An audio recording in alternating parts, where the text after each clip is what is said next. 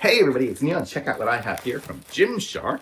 These are some shorts. So some nice, I wanted some light kind of workout shorts. This is what it looks like here. They are size large, made in the Philippines. Okay, and I'll go ahead and try these on and you guys can see what it looks like on me. So this is it here. I'm gonna leave my shirt tucked into it right now just so you can get a good idea of it here. And so this is it here. So it's got good stretchiness there. Got some strings so I could tie it tight.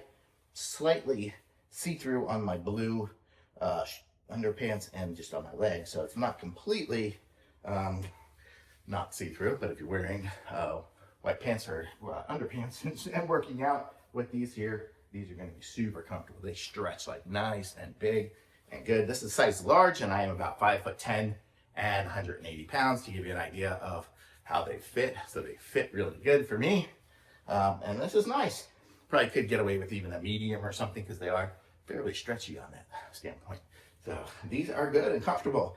I like these shorts, so thumbs up, really good.